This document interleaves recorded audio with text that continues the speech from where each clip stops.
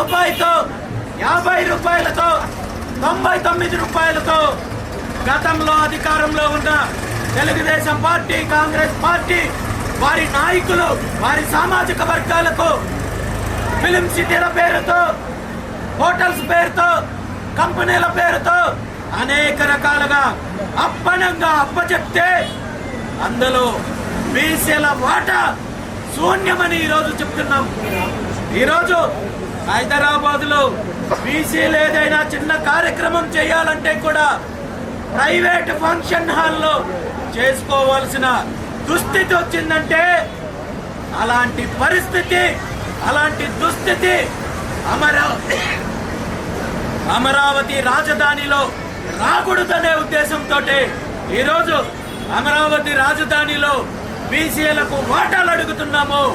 ఇది న్యాయపరంగా బీసీల వాటా అడగాల్సి వస్తే ప్రభుత్వ భవనాలు, ప్రభుత్వ అవసరాలు మినహాయించిన తర్వాత మీరు ఏదైతే ప్రైవేటు సంస్థలకు కేటాయిస్తున్నారో, ఏ ప్రాతిపదికనైతే కేటాయిస్తున్నారో అదే ప్రాతిపదికన బీసీలకు తక్షణ అవసరాల కోసము, ఏదైతే బీసీ భవనాల కోసం కావచ్చు, బీసీల యొక్క పెట్టుబడిదారులు పెట్టుబడుల కోసం కావచ్చు, వ్యాపారవేత్తలు కావచ్చు, బీసీ పారిశ్రామికవేత్తలకు కావచ్చు, కనీసము మొదటి విడతగా 1000 ఎకరాలు కేటాయించమని చెప్పి అడుగుతున్నాము.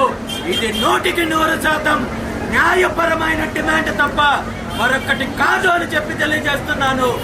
అదేవిధంగా బీసీలకు తెలుగుదేశం పార్టీ 44 సంవత్సరాల క్రితం ఆనాడు ఆవిర్భావం తర్వాత ఇచ్చిన ప్రధాన హామీ, మేము అధికారంలోకి వస్తే బీసీలకు విద్యా ఉద్యోగ చట్టసభల్లో 44% రిజర్వేషన్లు కల్పిస్తామని చెప్పి ఆనాడు తూతో మంత్రంగా 44% రిజర్వేషన్లు కల్పించి తర్వాత న్యాయపరమైన చిక్కులను ఉంటే సాకుగా చూపించి ఆనాటి నుండి ఈనాటి వరకు బీసీలకు రిజర్వేషన్లు కల్పించకుండా, అదేవిధంగా ఈ రాష్ట్రంలో బీసీల్లో ఉన్న సంఖ్యాబలం ఏదో తెలియకుండా, సమగ్ర కులగణన చేపట్టకుండా బీసీలను వంచి మోసం చేసే పరిస్థితి తెలుగుదేశం పార్టీ చేసింది, కాంగ్రెస్ పార్టీ చేసింది, వైఎస్ఆర్ కాంగ్రెస్ పార్టీ చేసింది.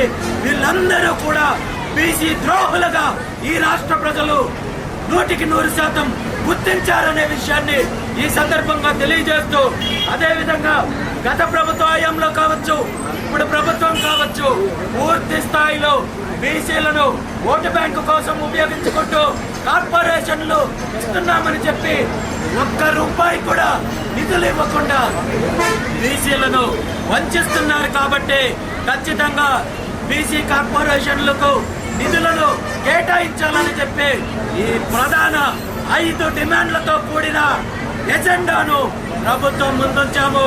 ఈ 5 డిమాండ్లు కూడా బీసీలకు సంబంధించి న్యాయపరమైన డిమాండ్లే తప్ప కొంతమ్మ కోరికలు కాదు అని ఈరోజు మిమ్మల్ని తెలియజేస్తున్నాను. తెలుగుదేశం పార్టీ, వైఎస్ఆర్ కాంగ్రెస్ పార్టీ, గతంలో ఉన్న కాంగ్రెస్ పార్టీ ఈ రాష్ట్రాన్ని, ఈ రాష్ట్ర సంపదను, ఈ రాష్ట్ర భూములను అనేక రకాలుగా దోపిడీ చేశారు. మీ దోపిడీలో మేము వాటా అడగడం లేదు. ఈరోజు మీరు రైతుల దగ్గర నుండి బలవంతంగా తీసుకుంటున్న వేలాది ఎకరాల్లో వాటా అడగడం లేదు.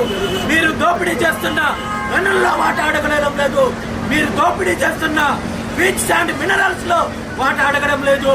మా న్యాయపరమైన డిమాండ్లను తీర్చమని చెప్పి ముఖ్యమంత్రి చంద్రబాబు నాయుడు గారిని డిమాండ్ చేస్తున్నాము. ఈ డిమాండ్లను నెరవేర్చేంత వరకు ఈ బీసీ ధర్మ దీక్ష కొనసాగుతుందని చెప్పి ఈ సందర్భంగా తెలియజేస్తూ, ఈ దీక్షను భగ్నం చేయాలని గాని, కుట్రలు చేయాలని గాని ప్రయత్నం చేస్తే మీరు తీవ్ర పరిణామాలు ఎదుర్కోవాల్సి వస్తుందని చెప్పి ఈ సందర్భంగా తెలియజేస్తున్నారు. Thank you.